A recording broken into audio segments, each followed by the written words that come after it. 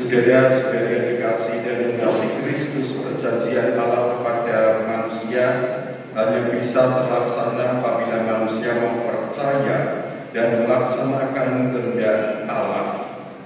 Meskipun harus menjalani hidup yang berat seperti yang dialami oleh Abraham, tapi karena ketaataannya pada puncaknya janji Allah memang sungguh-sungguh terlaksana seperti diungkap dalam bacaan pertama. Sedangkan Santo Paulus menasihati jemaat di Filipi agar maju dalam iman, harapan, dan kasih seperti diungkap dalam bacaan kedua. Bacaan Injil kita dengarkan bersama bagaimana 3 orang murid. Siapa saja itu yang diajak ke atas gunung? Musa. Yang diajak muridnya Petrus, Yohanes, dan Yakobus. Dan di sana ternyata murid-murid terpesona dengan munculnya tokoh penting, yakni Musa dan Elia. Pakaian mereka putih berkilau-kilau. Sampai akhirnya Petrus mengatakan mau mendirikan 3 kemah untuk 3 tokoh penting itu, yakni Yesus, Musa, dan Elia. Tetapi sebelum itu terlaksana, terdengar suara dari atas langit, "Inilah putraku yang aku pilih, dengarkanlah dia." Kita diminta untuk mendengarkan Yesus. Lalu Yesus setelah itu mengajak turun gunung dan mau menerima kenyataan apa yang dialami nanti.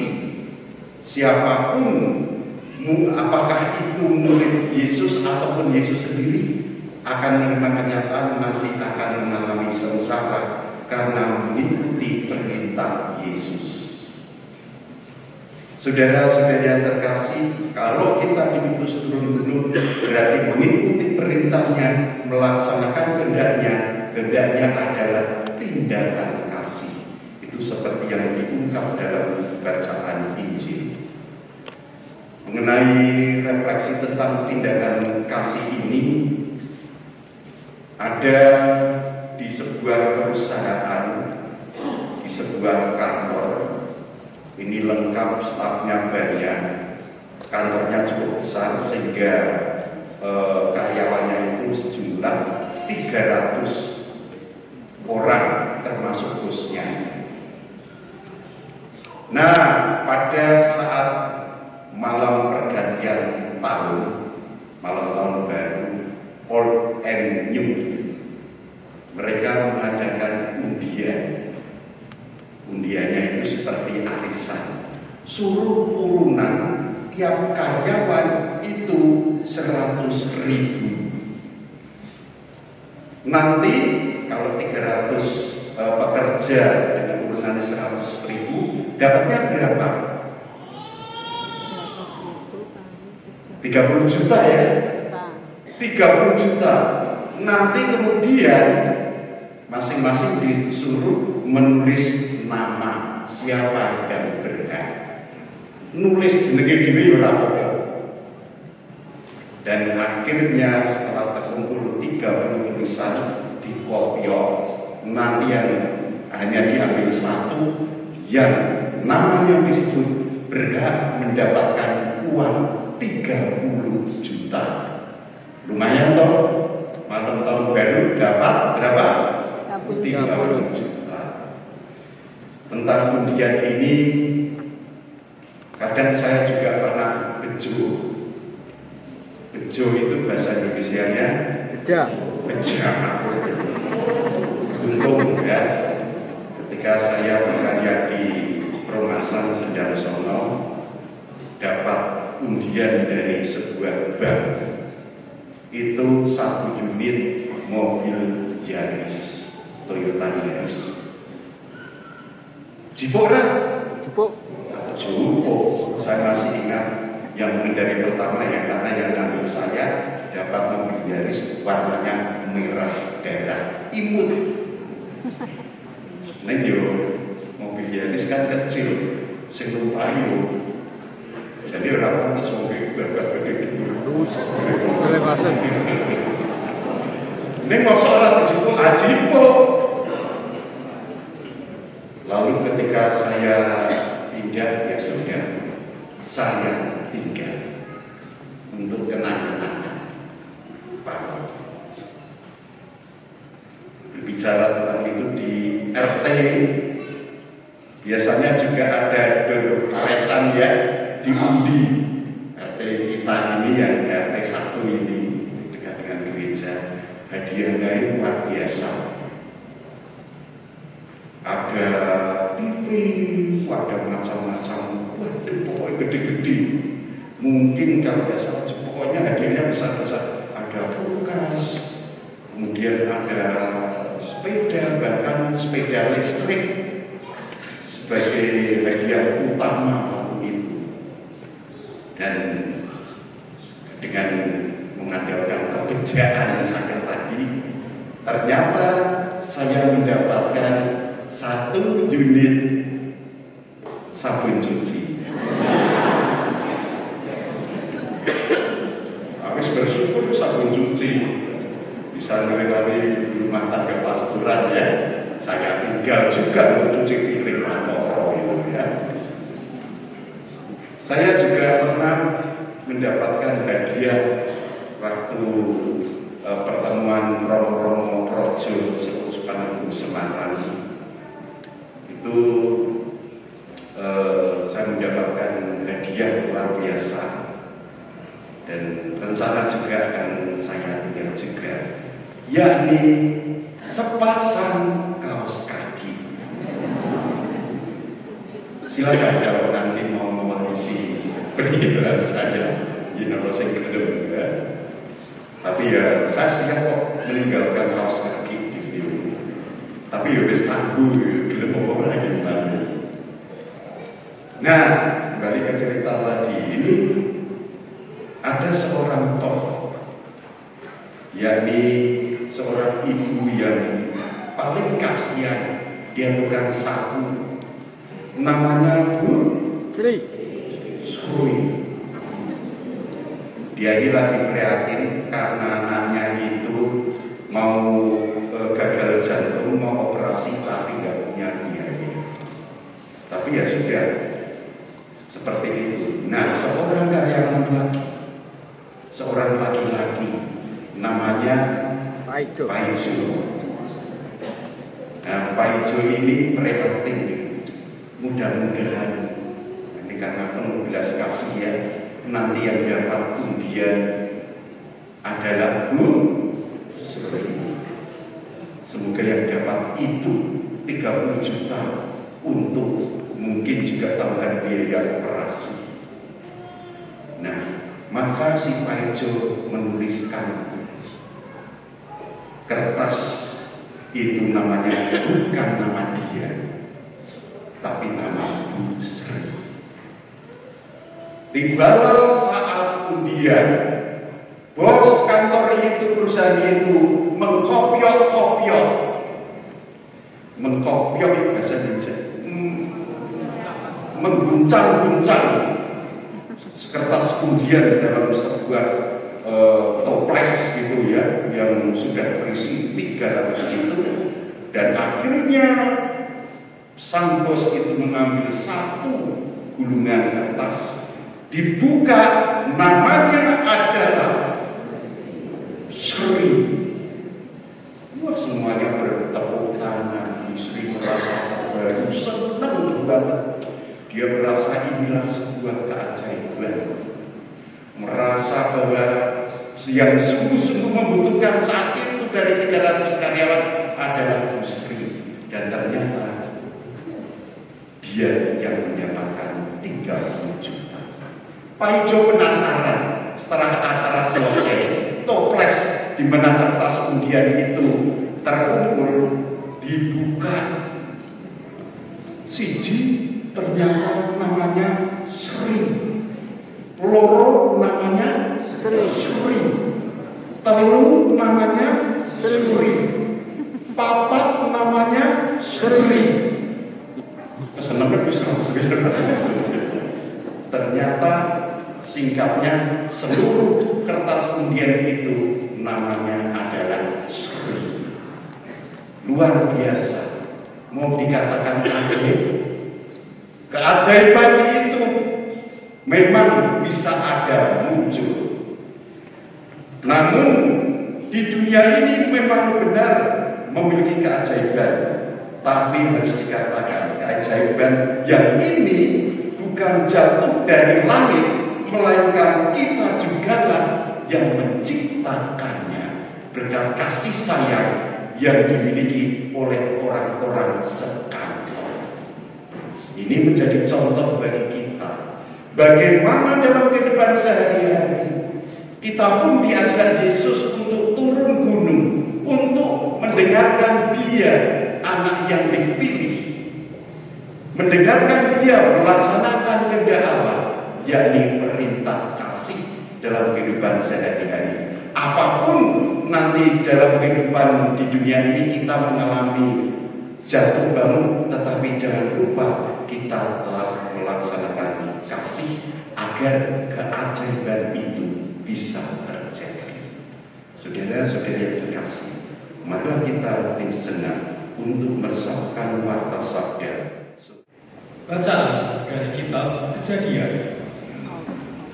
Sekali peristiwa, Tuhan membawa Abram keluar dari rumah serta berfirman kepadanya, "Coba lihat ke langit dan hitunglah bintang-bintang jika engkau dapat."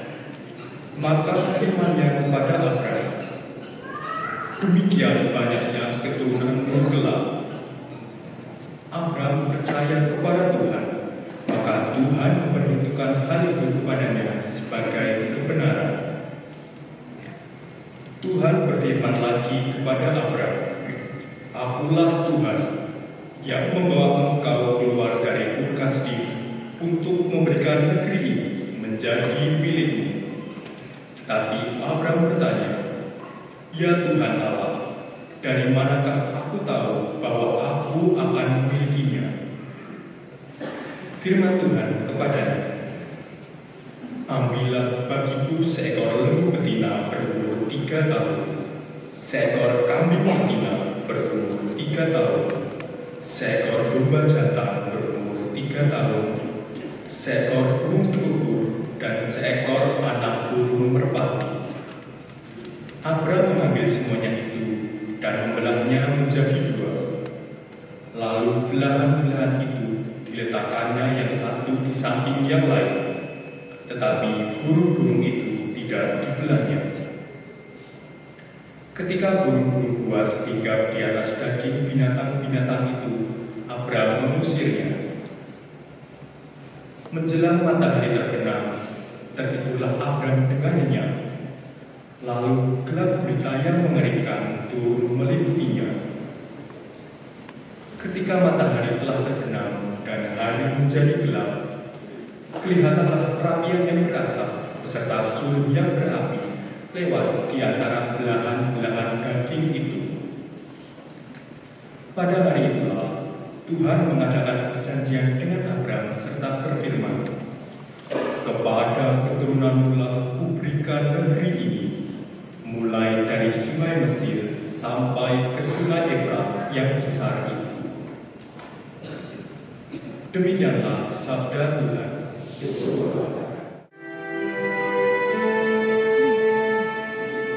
Aku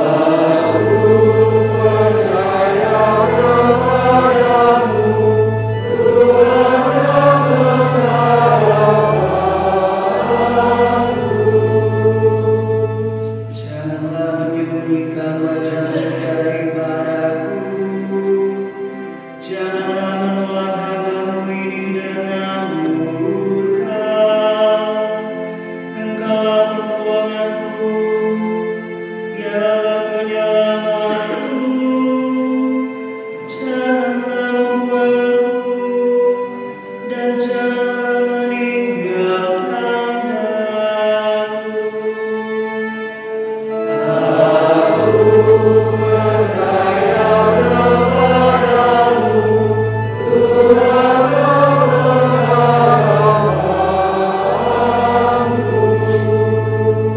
Sungguh aku percaya akan melihat kebaikan Tuhan di negeri orang-orang yang hidup. Nanti kala Tuhan, kuatkanlah dan teguhkanlah hatimu. Ya nantikanlah Tuhan.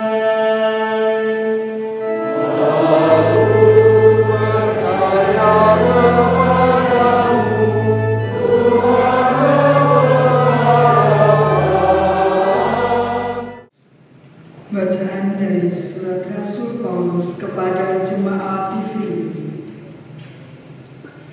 Saudara-saudara, ikutilah teladanku dan perhatikanlah mereka yang hidup seperti kami.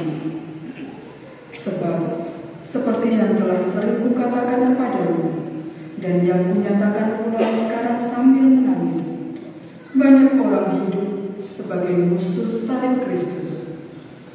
Kesudahan mereka ialah kebinasaan, Tuhan mereka ialah perut, kemuliaan mereka ialah hal-hal aib, sedangkan pikiran mereka semata-mata tertuju kepada perkara-perkara duniawi.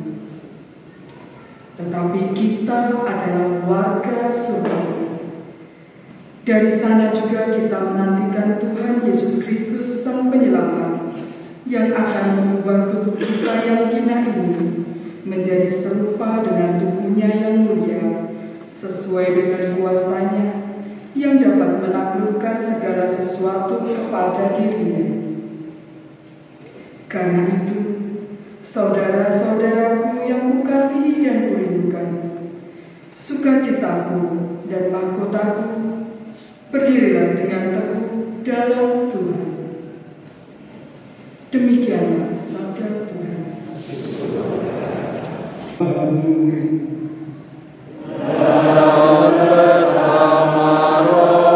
Inilah Injil suci menurut Lukas. Dimuliakanlah Tuhan. Sekali peristiwa, Yesus membawa Petrus, Yohanes, dan Yakobus naik ke atas gunung untuk berdoa. Ketika Yesus sedang berdoa, rupa wajahnya berubah dan pakaiannya menjadi putih berkilauan.